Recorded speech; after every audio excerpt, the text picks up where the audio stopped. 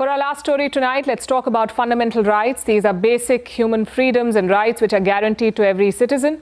In India, every citizen has the right to life and liberty. It is enshrined in Article 21 of the Constitution of India. And now, the country's apex court has passed a landmark ruling. That's the Supreme Court of India. It says that the right to life also includes the right to digital access. Meaning, digital access is now a fundamental right in India. It is guaranteed to every Indian citizen. And the state has an obligation to bridge the digital divide. So what is behind this ruling?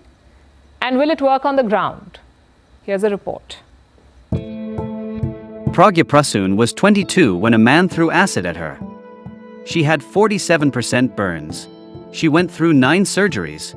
After surviving the brutal attack, she set up a home, had 2 daughters, and started rebuilding her life. But the problems were far from over. In 2023, she tried opening a bank account. As per the mandatory digital verification, KYC or Know Your Customer, Prasoon had to undergo several tasks, including visual verification checks, such as capturing a live photograph by blinking her eyes.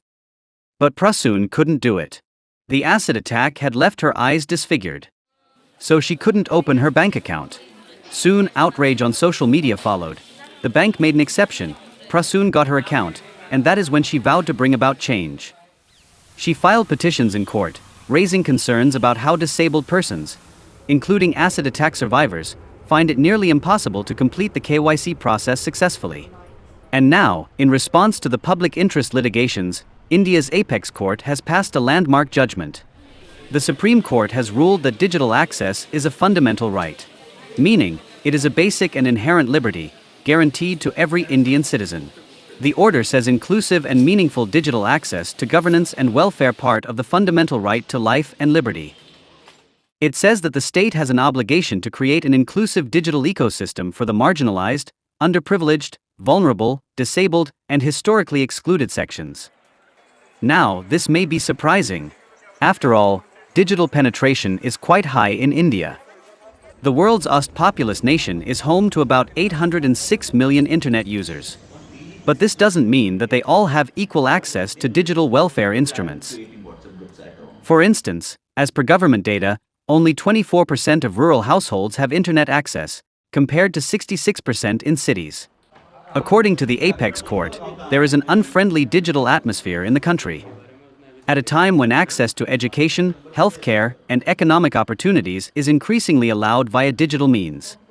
The digital divide has crippled the disadvantaged sections of the country. So, the court has issued 20 directions to the government to improve the digital KYC process. This includes making sure that citizens with disfigurement or impairments can establish their identity digitally to access essential services. It also mandates greater digital inclusion of India's rural populations, senior citizens, economically weaker communities, and linguistic minorities. After all, bridging the digital divide is not just a policy issue. In today's world, it is imperative to life itself, to a life of dignity, access, and equal participation.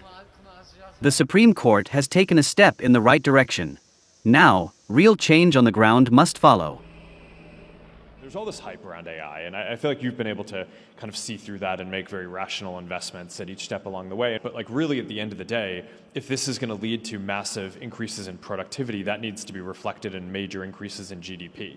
And that this is going to take multiple years, many years to kind of play out. And I'm curious how you think, what's your current outlook on sort of what we should be looking for to understand the progress that this is making? I think AI has the promise, but you now have to sort of really have it deliver the real change in productivity. And that requires software and also management change, right? Because in some sense, people have to work with it differently. People always quote what happened with electricity, right? It was there for 50 years before people figured out that, hey, we got to really change the factories to really use electricity differently, right? And that is the famous Ford case study. And so to me, we are somewhere in between. I hope we don't take 50 years. But I do feel that by just thinking of this as the horseless carriage, is also not going to be the way we're going to get to the other side. So it's not just tech. Tech has got to progress.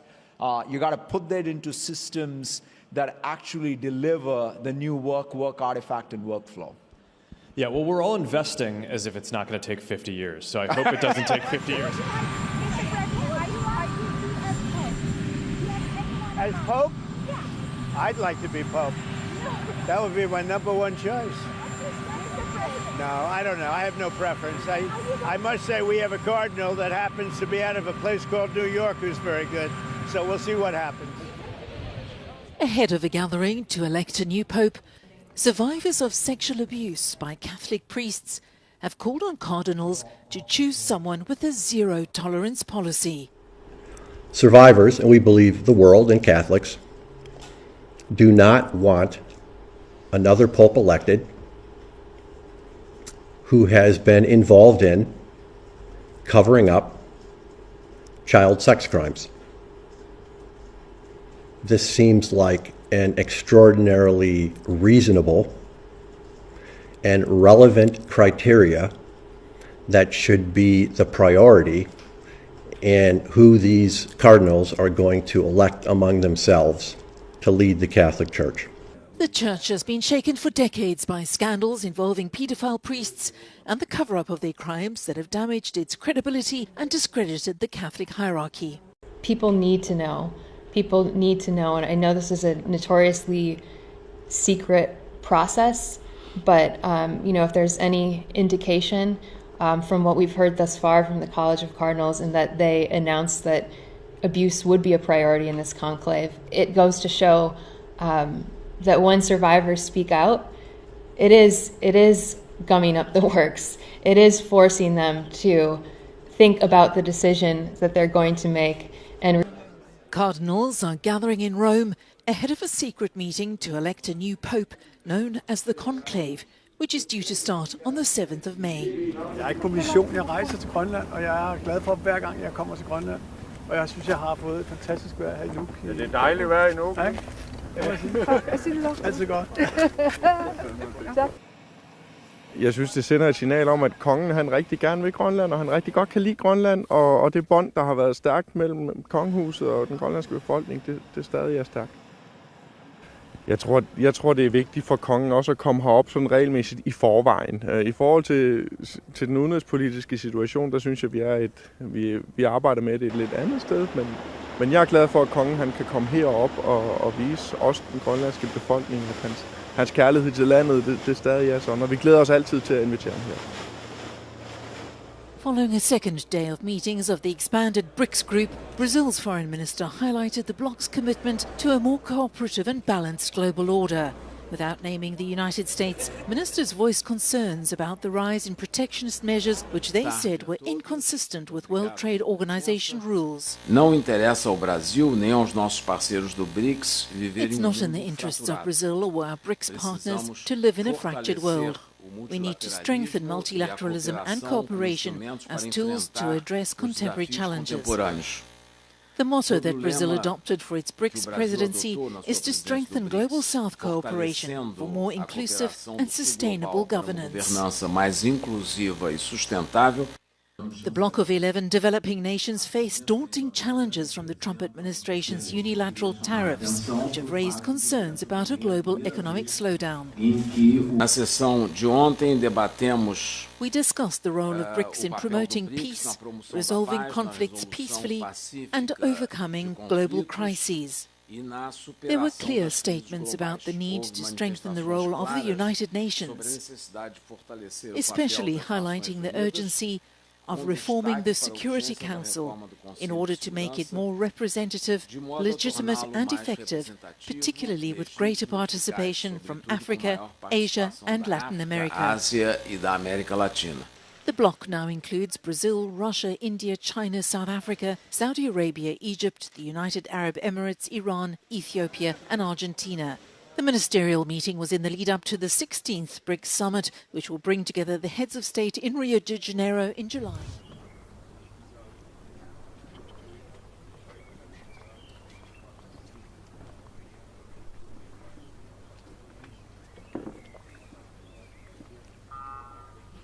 מכובדי נשיא המדינה, מכובדיי הרבים, אני אומר לכם מעומק ליבי.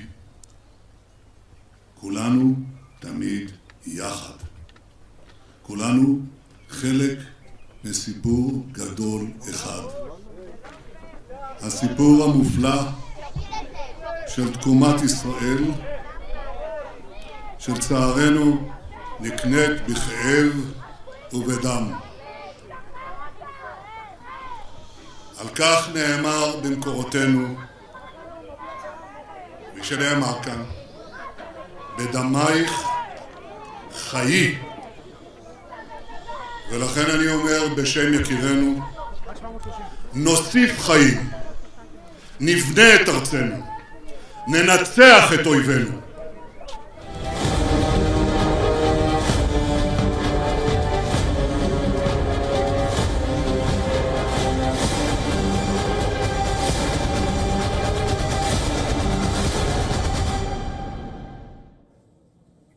We now shift our attention to North Korea, where the country has test-fired nuclear-capable supersonic missiles from its first-ever warship. The tests were overseen by its leader, Kim Jong-un, and his daughter. According to the country's official news agency, they also watched tests of the warships, anti-aircraft missile, automatic guns, and electronic jamming guns that took place in the North Korean city of Nampo, located on the country's west coast, which is around 65 kilometers from capital Pyongyang. Last week, North Korea unveiled the 5,000-ton warship named after anti-Japanese fighter Cho Yon, who is revered in North Korea. The warship is expected to be operational by early next year.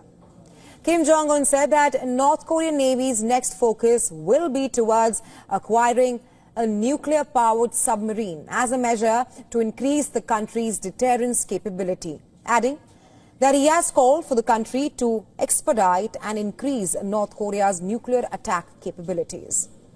Amidst escalating tensions with the United States, South Korea and Japan, last month, North Korea for the first time unveiled an under-construction nuclear-powered submarine. In fact, North Korea has at least tested 6 new weapons this year itself, including advanced suicide drones equipped with AI and anti-aircraft missile system.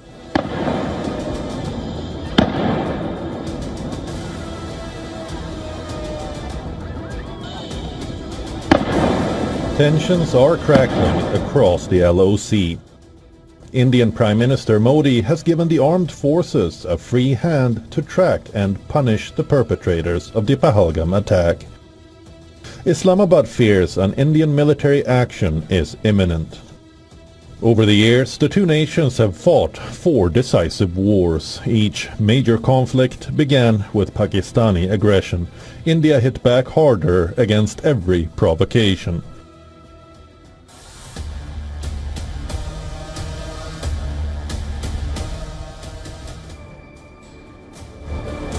In 1947, in the afterglow of India's independence, Pakistan sent tribal raiders and troops to seize Jammu and Kashmir by force.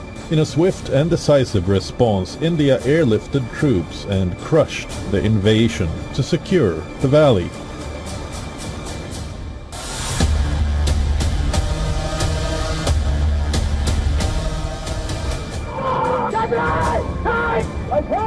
In 1965, Pakistan's covert infiltration Operation Gibraltar met the same fate.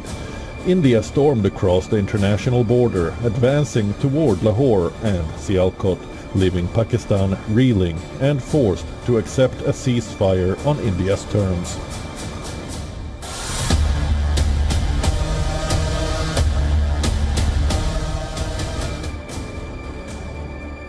The 1971 war was Pakistan's boldest and most disastrous gambit. After unleashing genocide in East Pakistan, it launched preemptive airstrikes on India. In just 13 days, Indian forces liberated Bangladesh, forcing Pakistan to acknowledge a humiliating defeat. 90,000 Pakistani prisoners surrendered. India had redrawn the map of South Asia.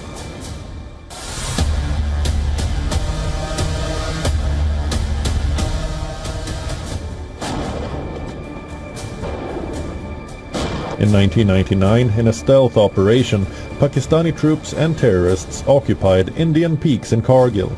India's military fought grueling battles at impossible altitudes and overwhelming odds to defeat the Pakistani soldiers.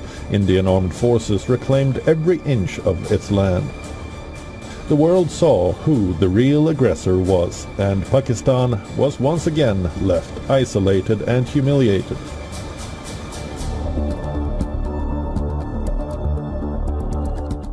Pakistan is now on the defensive. Its ministers are warning of imminent Indian retaliation. Its military is bracing for consequences. History shows that every time Pakistan has chosen the path of aggression, India has responded with strength, unity and victory.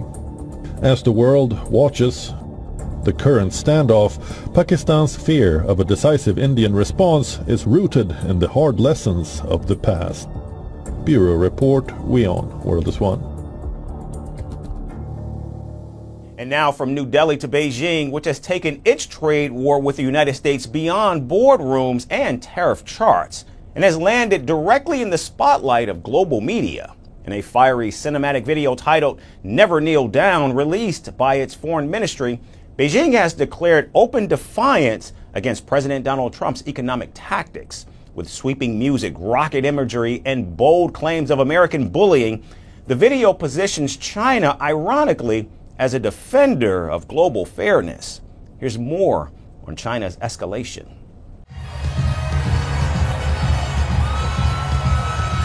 As President Donald Trump marked 100 days of his second term, China lit a digital torch. A dramatic video titled Never Kneel Down burst across global social media like a cinematic rebuke aimed directly at the United States. Released by China's foreign ministry, the clip thunders with orchestral music, sweeping imagery and a sharp message. China will not kneel down. Narrated in English and subtitled in Chinese, the video accuses the United States of waging an economic war. The narrator declares that bowing to a bully is like drinking poison. This particular line cuts like steel as images of rockets launching and assembly lines humming frame China as both modern and unbreakable. While the video doesn't name the numbers, the facts loom large. Trump's administration has raised tariffs on most Chinese goods to as high as 145%. And when older levies are counted, some products face a staggering 245% rate. China, in turn, struck back with 125% duties on American imports. China, 67%, that's tariff. And despite Trump's recent comments suggesting that tariffs may fall, China maintains there are no active trade talks. But it's not just the tariffs. The Chinese video flips through pages of economic history like a warning manual. It accuses the United States of crippling Japan in the 1980s, forcing Toshiba to break apart and pushing the country into decades of slow growth. It even blames America for using long-arm jurisdiction to dismantle France's industrial icon Alstom. Robbing the country of a national champion. History has proven compromise won't earn you mercy. Kneeling only invites more bullying. The video casts the United States not as a global leader, but a small stranded boat. China's foreign ministry spokesperson thanked viewers for engaging with China's message. We hope this helps others understand our position. He said at a press conference, we also want to emphasize again that if the U.S. wants to solve the problem through dialogue, it should stop making threats and putting on more pressure, but engage in dialogue with China on the basis of equal respect and mutual benefit. But this is not it. The campaign stretches far beyond this one video. Chinese social media is now flooded with anti-American content. Satirical AI-generated clips mock the United States. From collapsing pipes in Manhattan to rats racing through New York City subways. In fact, a commentator even asks, where does America's money go as the user compares leaking ceilings in Brooklyn to China's spotless tech marvels. The Trump administration, meanwhile, has paused high reciprocal tariffs with 17 other nations for 90 days. They say talks are underway, but Beijing claims China is not at the table.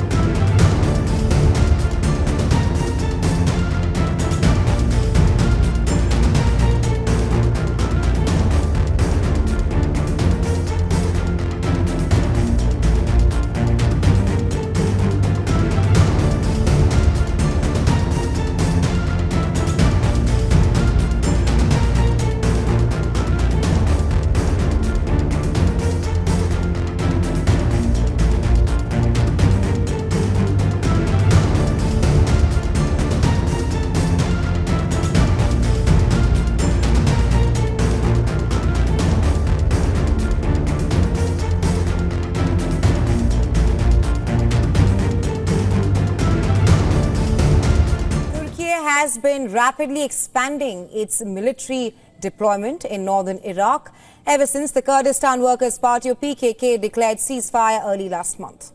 A leader of the Iraqi coalition, the Fatah Alliance, says Turkish military deployment in northern Iraq, including Kurdistan, now stretches over 80 locations. The leader adds that this deployment ranges from barracks and outposts to bases with heavy weapons. He claims that Turkish soldiers within the Iraqi borders now exceed 10,000.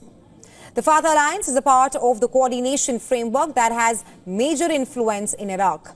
This coalition of Shia parties claims that after the PKK stopped its armed operations, Turkish forces have strengthened their deployment in at least 12 locations.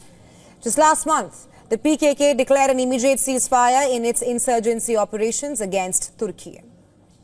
The Fatah Alliance says that Turkish movements have since then reached over 140 kilometers and represents a continued reinforcement deep into Iraq. The alliance has called for increased pressure on Turkey to dismantle these military sites, stressing that there is no justification for the Turkish deployment. Ankar's military has been operating in Iraq for years under the pretext of securing its border with Kurdish militant groups, namely the PKK. Over the years, Turkish airstrikes and artillery shelling have killed many civilians in the northern Kurdistan region of Iraq, while Ankara's bases have also been targeted with rocket attacks.